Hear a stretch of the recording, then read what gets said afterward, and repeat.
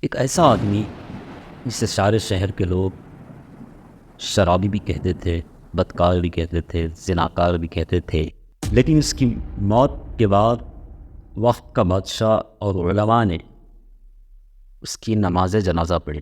آخر کیا وجہ ہو سکتی ہے کہ سارے شہر کے لوگ کہہ رہے ہیں کہ یہ شرابی بھی ہے، کبابی بھی ہے اور زناکار بھی ہے، بدکار بھی ہے، اس کے باوجود وقت کا بادشاہ اور علماء اس کے نماز جنازہ میں شامل ہو؟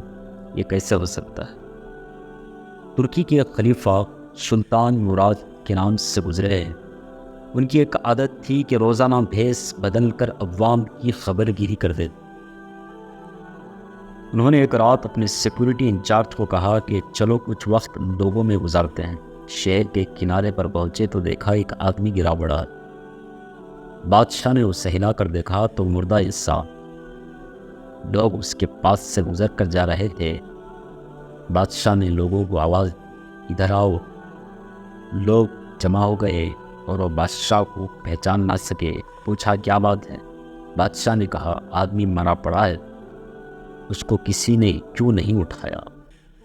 کون ہے یہ اور اس کے گھر والے کہاں ہیں؟ لوگوں نے کہا یہ بہت برا اور گناہ گار انسان ہے۔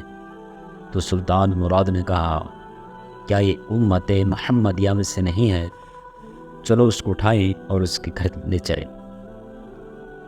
لوگوں نے اس آدمی کو اٹھایا اور اس کے گھر پہنچایا۔ اس کی بیوی نے خاوند کی لاش دیکھی تو رونے لگی۔ لوگ چلے گئے۔ بادشاہ اور اس کا سیکورٹی انچارج وہی عورت کا رونا سنتے رہے۔ وہ عورت کہہ رہی تھی میں گواہی دیتی ہوں بے شک تو اللہ کا ولی ہے اور نیک لوگوں میں سے ہے۔ سلطان بڑا تعجب ہوا، یہ کیسے ہو سکتا ہے؟ لوگ تو اس کے بارے میں یہ باتیں کر رہے تھے اور اس کی میت کو ہاتھ لگانے کو تیار نہ تھے۔ اس کی بیوی نے کہا مجھے بھی لوگوں سے یہی توقع تھی۔ اصل حقیقت یہ ہے میرا خاوند ہر روز شراب کھانے جاتا، جتنی ہو سکے شراب خریدتا تھا اور گھر لا کر گڑھے میں بہا دیتا تھا اور کہتا تھا کہ چلو کچھ تو گناہوں کا بوجھ مسلمانوں سے ہلکا ہوا۔ اسی طرح رات کو ایک بری عورت کے پاس جاتا اور اس کو ایک رات کی اجرت دے دیتا اور اس کو کہتا کہ اپنا دروازہ بند کر لے، کوئی تیرے پاس نہ آئے۔ گھر آ کر کہتا الحمدللہ آج اس عورت کا اور نوجوان مسلمانوں کے گناہوں کا میں نے کچھ بوجھ ہلکا کر دیا۔ لوگ اس کو ان جگہوں پر آتا جاتا دیکھتے تھے۔ میں اسے کہتی تھی کہ یہ یاد رکھ جس دن تو مر گیا لوگوں نے تجھے غسل دینا ہے، نہ تیری نماز جنازہ پڑھنی ہے اور نہ تجھے دفنانا ہے۔